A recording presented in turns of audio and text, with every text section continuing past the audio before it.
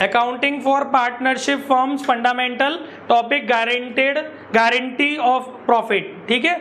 और एग्जाम्पल चल रहा है 67 टीएस ग्रेवल, शॉर्ट में समझ लेते हैं। इसमें कैलकुलेशन सबसे पहले फर्स्ट ईयर की कैलकुलेशन है।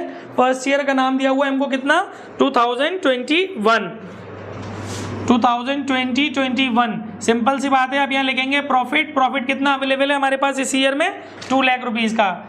जरूरी नहीं है कि बुक के पैटर्न को फॉलो करना है, क्योंकि ये सब वर्किंग नोट है भाई। आपसे उसने क्वेश्चन में पूछा क्या है, पास द नेसेसरी जर्नल एंट्री। तो आपको जो मार्क्स मिलने वाले हैं वो केवल जर्नल एंट्री के मिलने वाले हैं, ना कि कैलकुलेशन के। हाँ, बोला होता शो वर्किंग क्लियरली तो इसका भी थोड़ा बहुत मार्क्स मिल जाता।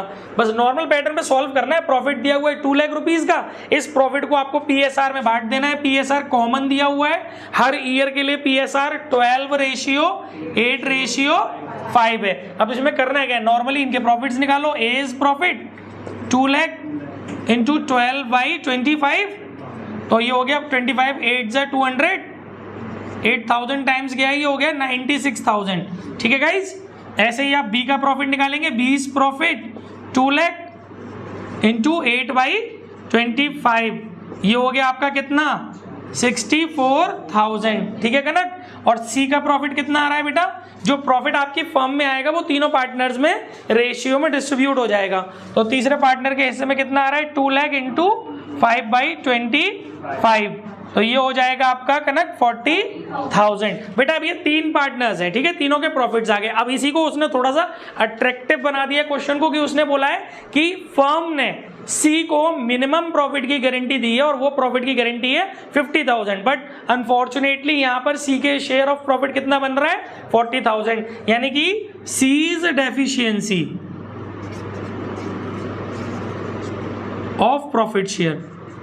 सी के प्रॉफिट शेयर की डेफिशिएंसी कितनी है बेटा, 50,000 माइनस 40,000। क्या दिक्कत है, नॉर्मली ऐसे सॉल्व करना है, करने का तरीका। 10,000 रुपीज का हमारा डेफिशिएंसी आ रहा है। हु विल बोर, कौन इस गारंटी को झेलेगा। क्वेश्चन में लिखा है फर्म, और फर्म का मतलब हो जाता है बेटा रिमेनिंग पार्टनर। किसको गारंटी मिल रही है, सी को, तो इसको तो हटा दो। कौन कौन बच रहा है, ए और B. In which ratio they will bear, 12:8, may be in agreed ratio. If agreed ratio is not given in the question, then the deficiency will be borne by the firm or remaining partner in their old PSR, old profit sharing ratio. और what is the old PSR, that is 12:8 है ना। तो जो ratio होगा in which the guarantee will be borne 12:8, और in the simplest form 4 3 12 और 4 2 8 in 3:2। इस ratio में ये जो अमाउंट है डेफिशिएंसी का वो डिस्ट्रीब्यूट हो जाएगा, फिर वो इन दोनों के में से, ए और बी में से माइनस हो जाएगा और सी के में एड ऑन हो जाएगा। एक करके दिखा देता हूं। 10,000 यानी कि ऐसे लिख दीजिए, A will borne 10,000 into 3/5, 5 is the sum of proportion, that is 6,000। And B will borne, ऐसे लिखना है मैम, 10,000 इंटू 2/5, दैट इज 4,000, ठीक है। बस इसके बाद आपको और कुछ ज्यादा रामायण नहीं करनी है इसके अंदर। अब आपको जर्नल एंट्री करनी है। जर्नल एंट्री करेंगे तो सबसे पहली जर्नल एंट्री क्या होगी, प्रॉफिट को आप एप्रोप्रिएशन में ट्रांसफर कर रहे होंगे, है ना। देखिए वही वाली एंट्री हो गई है। फर्स्ट एंट्री होगी profit and loss account debit, ये मैंने लिखाई है entry, profit and loss account debit to profit and loss appropriation account, पूरा की पूरा 2 लाख। सेकेंड एंट्री, अभी देखो आप चाहो तो थोड़ा सा इसमें दिखा सकते हो। अब ए का प्रॉफिट कितना हो जाएगा, ए इज रिमेनिंग प्रॉफिट। आप चाहें तो यहां पर और तमीज से वर्किंग नोट बना सकते हो। A is remaining profit 96,000 minus 6,000, that is 90,000। B is remaining profit 64,000 minus 4,000, that is 60,000, ठीक है ना। तो आप सेकेंड एंट्री क्या करोगे, प्रॉफिट एंड लॉस एप्रोप्रिएशन का जो प्रॉफिट आया है उस प्रॉफिट को आप इन तीनों पार्टनर में डिस्ट्रीब्यूट करोगे।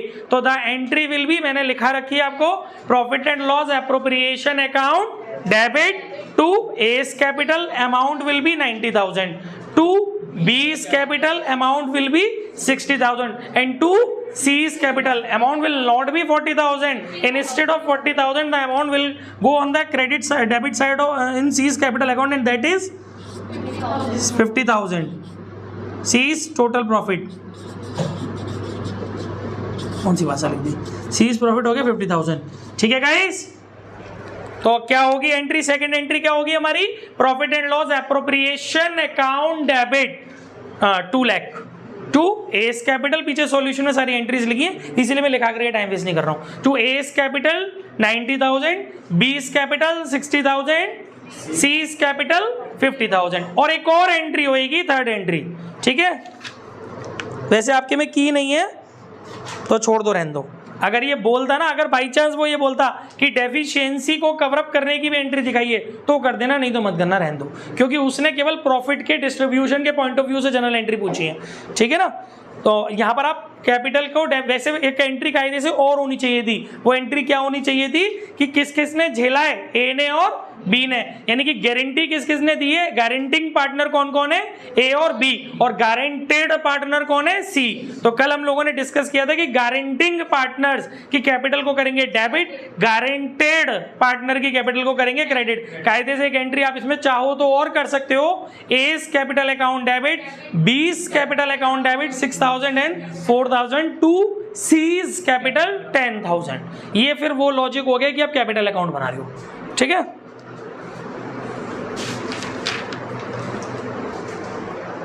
हाँ भाई, नेक्स्ट आज डाउट सेशन चल रहा है, तो नेक्स्ट डाउट जो निकल के आया है जनता में से, that is 91 practical number 91 TS Grewal. इस क्वेश्चन के अंदर हुआ क्या है कि आपको पास्ट एडजस्टमेंट के कॉन्सेप्ट्स दिए हुए एज वेल एज गारंटी दी हुई है। करा दूं क्वेश्चन, चलो देखिए, practical 91 TS Grewal.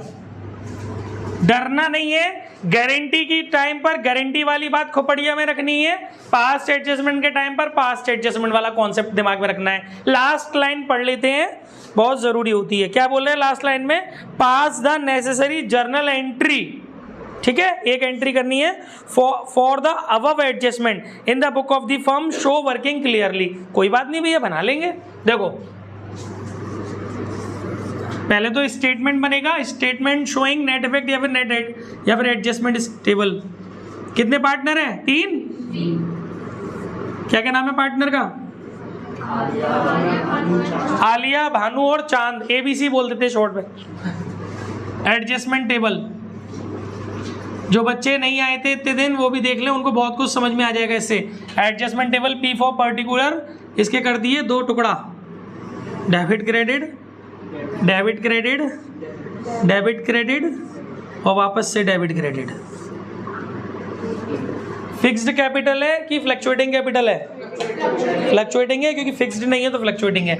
S capital account, बीस capital account, seize capital account, firm, debit credit, debit credit, debit credit, debit credit. ठीक है गाइस, मेरी बात बहुत बहुत बहुत और बहुत ध्यान से सुनिए कि वैसे तो ये क्वेश्चन है ओमिशन का, क्योंकि कुछ में लिखा गया है, साफ साफ क्वेश्चन बोला गया है कि जो 80,000 का प्रॉफिट है वो डिस्ट्रीब्यूट किया गया है विदाउट प्रोवाइडिंग द फलाना फलाना। तो जब हम प्रॉफिट को डिस्ट्रीब्यूट करते हैं किसी चीज को देखे बिना, तो वो चीज होती है ओमिशन की। बट इस क्वेश्चन के अंदर एक चीज और इन्वॉल्व है, दैट इज गारंटी। जहां बात आती है गारंटी की, क्योंकि गारंटी इस चीज की होती है मिनिमम प्रॉफिट की, जहां बात होती है गारंटी की तो इसका मतलब होता है कि प्रॉफिट का डिस्ट्रीब्यूशन हुआ है वो कंडीशनली दिया हुआ है क्वेश्चन के अंदर। गारंटी का मतलब क्या है कि कुछ कंडीशंस के अकॉर्डिंग हमें पार्टनर्स के बीच में प्रॉफिट को डिस्ट्रीब्यूट करना है। तो जब प्रॉफिट को डिस्ट्रीब्यूट कंडीशनली करना है तो हमने किस खुशी में जो 80,000 रुपीस का प्रॉफिट है वो विदाउट प्रोवाइडिंग फॉलोइंग आइटम्स कर दिया।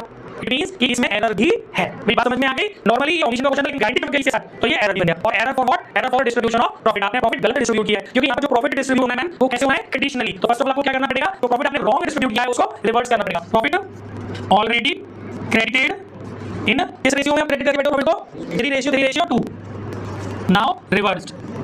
ठीक है, 80,000 को 3:2 रिवर्स कर ले, 3 और 3 6 और 2 8 30,000 और 20,000। डेबिट करूं या क्रेडिट? डेबिट 30,000 और 20,000 फॉर्म में लिखूं क्रेडिट 80,000। समझ में आ गया? अब इसके बाद ओमिशन चलेगा। ये था एरर, अब क्या चलेगा ओमिशन। ओमिशन में क्या पिक्चर है भाई, A and C were entitled to a salary of 1500 per month. तो ठीक है भैया, salary is to be, salary दी जाती है कि ली जाती है? दी जाती है। तो क्रेडिट की जाएगी, कैपिटल की डेबिट। क्रेडिट लैंग्वेज आपको पहचान करना, कुछ किया करो। Salary is to be credited, है ना? इस चीज को जानिए। आलना में देंगे 1.5 12 मंथ का पेपर नहीं, बीच में कोई खेल हुआ नहीं, आपको 12 का मल्टीप्लाई हो जाएगा। 1500 पर मंथ में 12 का मल्टीप्लाई करेंगे मैम 18,000 आ जाएगा। आलिया को मिल जाएगी 18,000 और सी को मिल जाएगी 18,000। ठीक है, क्या क्या हो गया?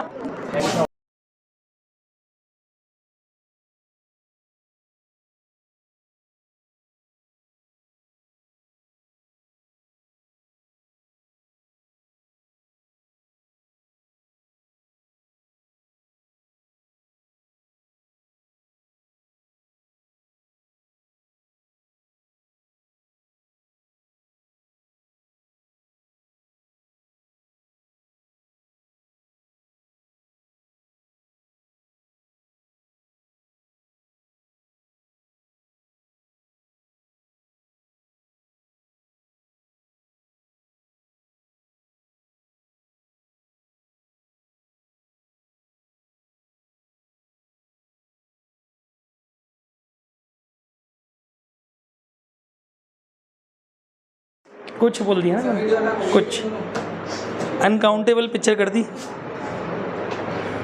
शुरू करें? ओके गाइस, तो टॉपिक क्या चल रहा है? चलिए कम टू द पॉइंट। पीछे डोंट टॉक, स्टार्टिंग से नहीं उसी में मर्ज कर दूंगा ना मैं, उसमें दिक्कत हो। अरे तू बोल मत, ये रिकॉर्ड हो रहा है सब।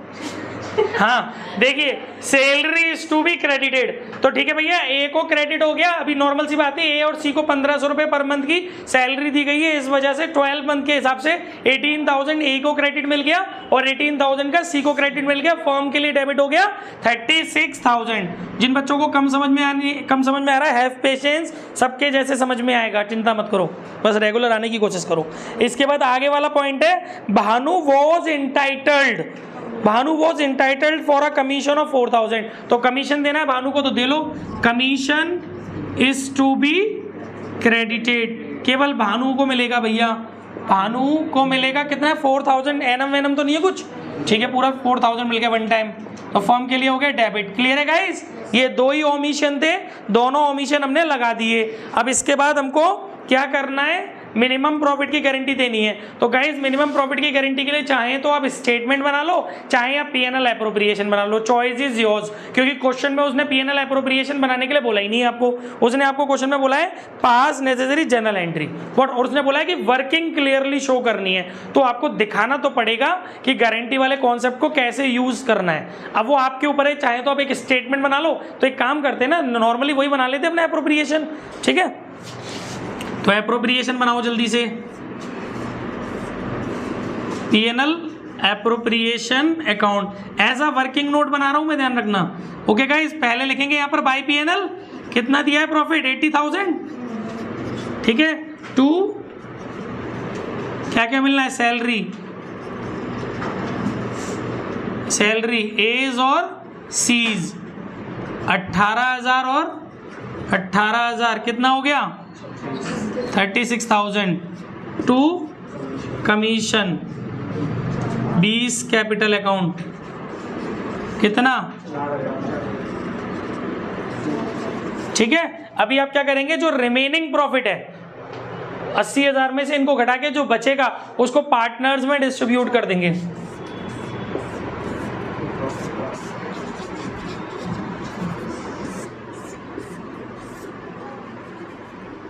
फर्म को 80,000 का ही प्रॉफिट था ना,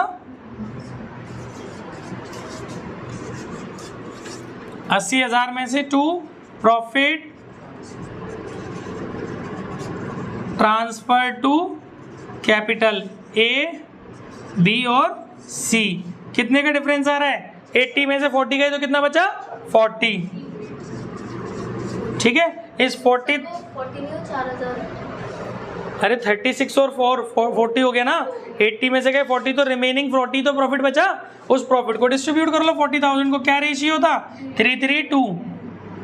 रेशियो क्या है? 3:3:2 ही है ना हमारा, ठीक है बेटा। इक्वली डेफिशिएंसी करनी है बच्चा, कहाँ से हो रही है? मार पड़नी चाहिए ढंग से। 3/8 15,000।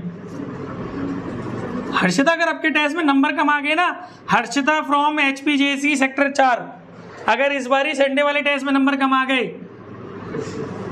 तो बस खेल बड़े ग्लोबली फेमस हो जाएंगी फिर हर्षिता। 15,000। आगरा, फ्रॉम आगरा, HPJC मतलब होली पब्लिक जूनियर।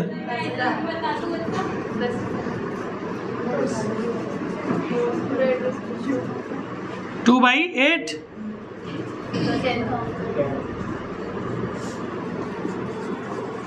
ठीक है। ये सीन था, ए को 15, बी को 15 और सी को 10। गारंटी किसको मिल रही है भैया? सी को नहीं मिल रही है, आलिया को मिल रही है। Bhanu and Chand had guaranteed, guarantee दी गई है आलिया को, और कितने की गारंटी दी गई है? 35,000 की, और आलिया के हिस्से में कितने आ रहे हैं? केवल 15,000, ठीक है। तो कितने की डेफिशिएंसी आ रही है? Deficiency in आलियास profit share. Alia के प्रॉफिट शेयर में देखिए, आपको 35 की मिली है ना, और आपके हिस्से में कितने बनने हैं? 15। कितना कम पड़ रहा है? 20,000। कौन कौन झेलेगा इसको? Bhanu and Chand, B and C. किस रेशियो में? इक्वली, यानी 10,000 10,000। तो एक काम करो, लेस कर दो, ट्रांसफर टू आलियास कैपिटल 10,000। तो इनके पड़े 5,000 और यहां करो ट्रांसफर टू आलियास कैपिटल 10,000। इनको अब कुछ नहीं मिला, नील है ना।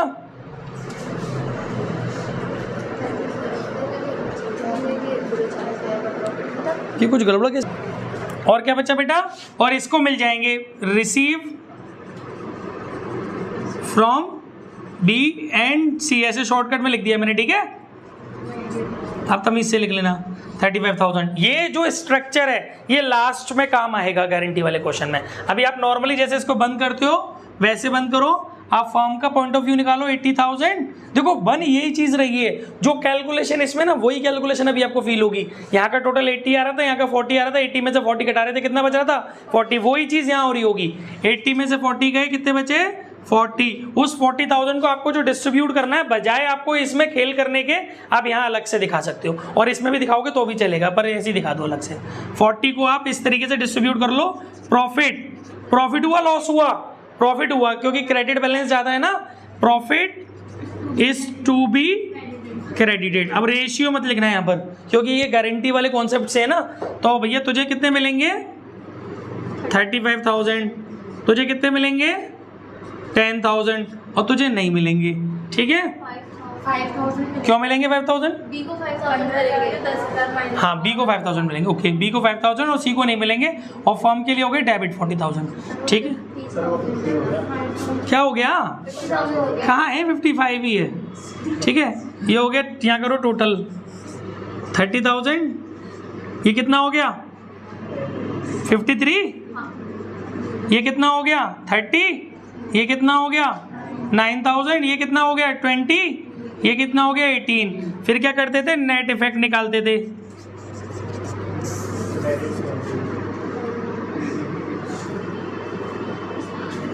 इसमें से कितना बचा? 23,000 क्या क्रेडिट, इसमें 21,000 क्या डेबिट, इसमें 2,000 डेबिट। पहले तो डेबिट क्रेडिट चेक करो, 21 और 2 23। क्या एंट्री होएगी? 20 capital account debit, 21,000 seize capital account debit. अब सॉल्यूशन टिपो, जिन्हें सॉल्यूशन से प्यार है वो अब देखें। 2 एस कैपिटल, ऐसे होंगे इनके सॉल्यूशन। बहुत जल्दी आपको पूरे टीएस डीके के भी सॉल्यूशन मिलने शुरू होने वाले हैं, क्योंकि हम लोग अब एक जनता की डाउट निकल के आया है जनता की अदालत में।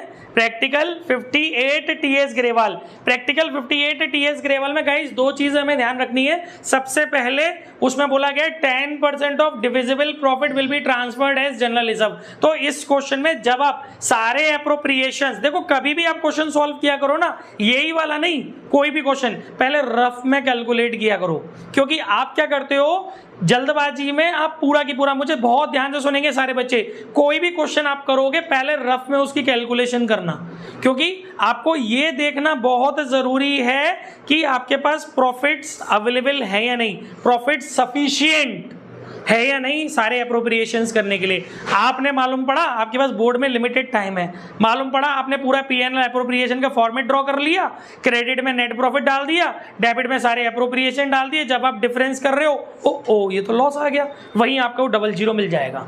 क्योंकि जब आपके पास लॉस होता है ना तब आप एक भी अप्रोप्रिएशन नहीं कर सकते। आपको मेरी बात समझ में आ रही? मैंने क्या बोला? जब आपके यहां लॉस होता है, डिविजिबल लॉस आ रहा होता है, तब आप किसी भी एप्रोप्रिएशन को दिखा ही नहीं सकते पीएनएल एप्रोप्रिएशन के अंदर, क्योंकि किसी भी एप्रोप्रिएशन को प्रेफरेंस नहीं दिया जाता है। ये क्वेश्चन में रफली बताता हूं कैसे होगा। इसका पहले आपको एक स्टेटमेंट बनाना पड़ेगा। देखिए प्रैक्टिकल 58 टीएस ग्रेवाल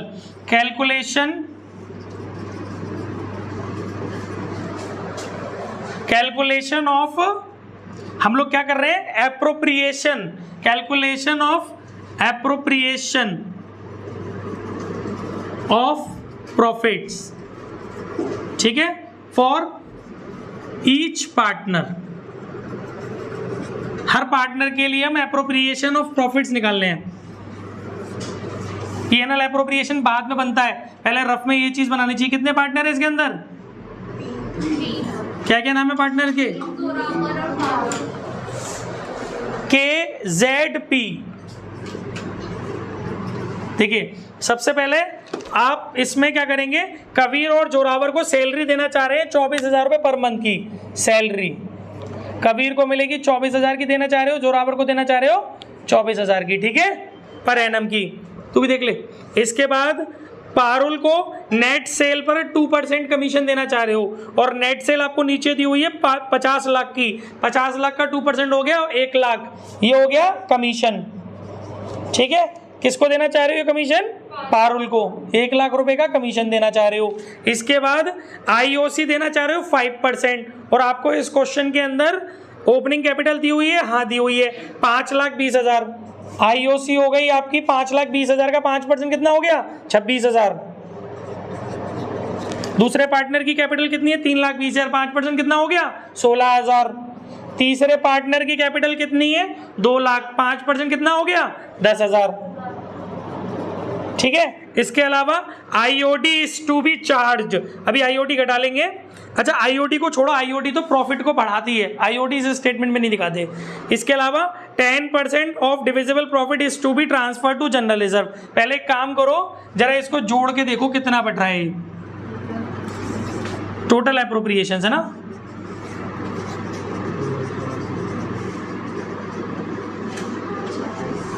चौबीस और 26 50, 24 और 16 40, और 1 10। और आपके पास क्या पोजीशन है? नेट प्रॉफिट कितना है आपके पास? एक क्वेश्चन के अंदर नेट प्रॉफिट कितना दिया हुआ? 1,55,500 प्लस आईओडी, क्योंकि आईओडी जो होती है वो अमाउंट को बढ़ा देती है प्रॉफिट के, ठीक है। आईओडी कितनी है हमारी? 5%। ड्रॉइंग कितनी की है इन लोगों ने? Drawing by the each partner 60,000, और 5% क्या पर एनम लगा हुआ है, 6 मंथ की ले लेंगे एवरेज पीरियड के हिसाब से, ठीक है ना। तो आईओडी निकालो जरा, कितनी थी ड्रॉइंग?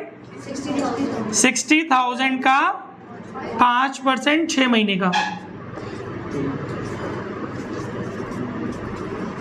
1,500 रुपये हो गया आईओडी ऑफ ईच पार्टनर। तो तीनों पार्टनरों की कितनी हो गई? 1,500 1,500 1,500। टोटल आईओडी कितनी हो गई? 4,500। ये प्रॉफिट कितने के हो गए? 1,60,000 के। और एप्रोप्रिएशन कितने के हैं? टोटल ऑफ एप्रोप्रिएशन कितना है?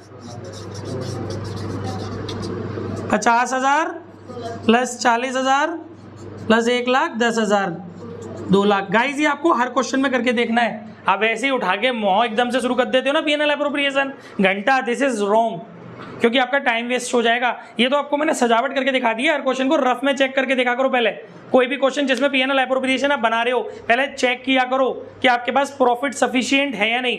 आपके पास प्रॉफिट कितने हैं? 1,60,000। आपको एप्रोप्रिएशन कितना देना है? 2 लाख का। It can not be possible, और एप्रोप्रिएशन भी 1 से ज्यादा है। तो इस सिचुएशन में पीएनएल एप्रोप्रिएशन का तरीका कैसे होगा बनने का? देखो बहुत छोटा सा पीएनएल एप्रोप्रिएशन बनेगा।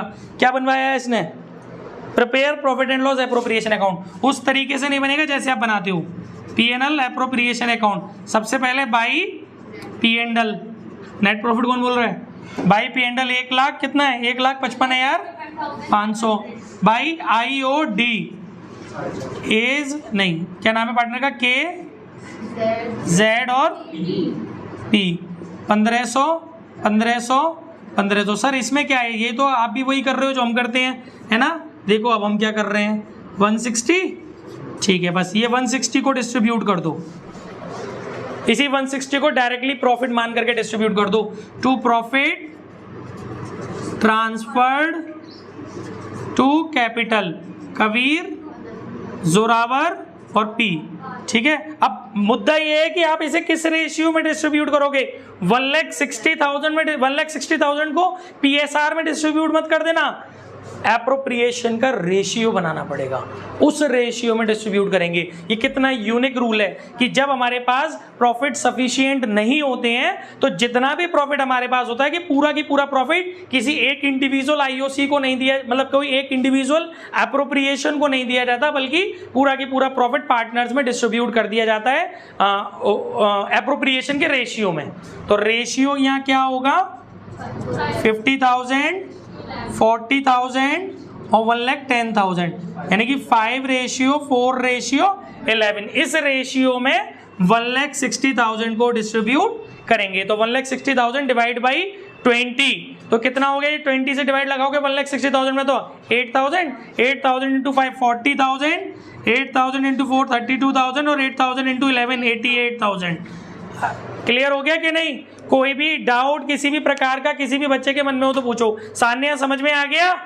भूमिका, सृष्टि, ये रेशियो कहां से आया? ये रेशियो यहां से आया।